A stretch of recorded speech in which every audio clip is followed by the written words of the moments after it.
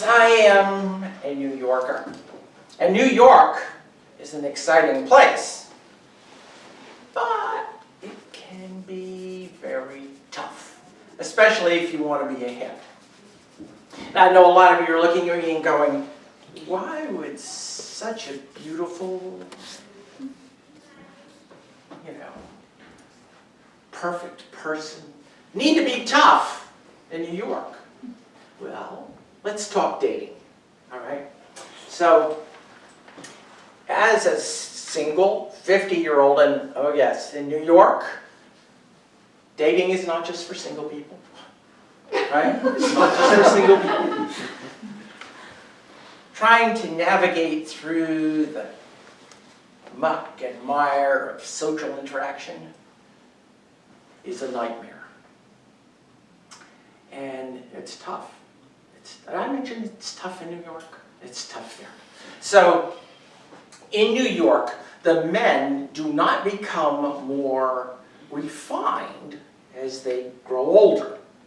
No, they just become more confident in how crude they can be.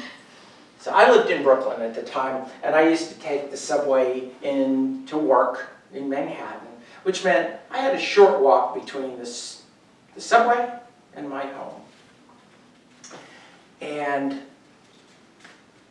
one day I'm walking home, and I look up and I spot this big, fat, obnoxious, slobby guy leaning up against the doorway of a known mob hangout. He's just laying there. That mob hangout is a private, exclusive club called the Giglio Boys Club, Brooklyn. So I look real quick.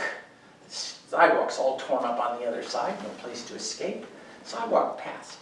And as I walked past, he did what most men in New York would do. He annoyed me. So he's there, he goes, "Hey, doll, what's your name?" As if I was going to talk to him. "Oh, don't be that way." Now, does that sound like a pickup line to any of you? Does that sound like a pickup line to you? No. Besides, who wants to date someone who can make you an offer you can't refuse? Well, he didn't quit. If you ain't going to tell me your name, I'm going to call you Pookie. All right, did that melt your heart, girls? Would you be willing to go out with this guy? What made him think that was going to work? What made him think that that line was what it's going to take to turn my head, right? No. So, yeah. Think about that, though. You end up marrying a mob guy. What's that going to be like? Yeah? Honey, is this your gun that you left on the bathroom vanity again? And when are you going to clean up the garage? I'm sick and tired of walking around past all the TVs and stereos. Dinner time wouldn't be any better. "Hey, Pookie, pass me the pepper over here. Pookie, can you clean the chest hair out of my gold chain? I want to look my best while I rub out Vinny." Not for me, it was. Now I realized this clown is going to be hanging around at this club all the time.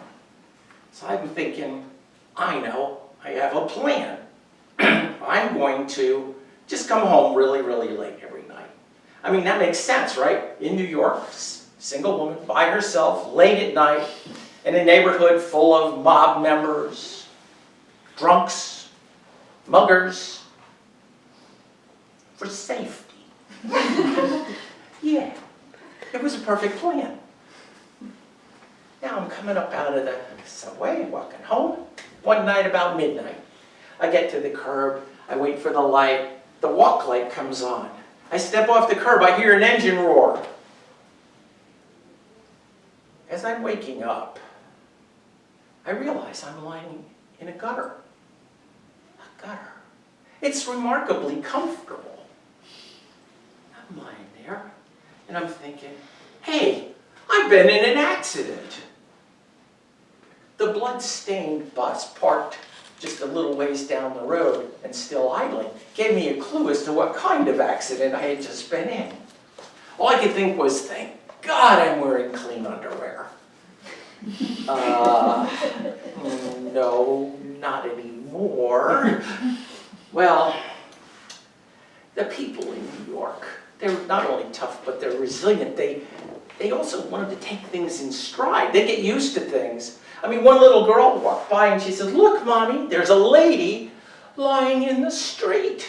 And she says, oh, don't worry, honey, it's okay. She's not lying in the street, she's lying in the gutter.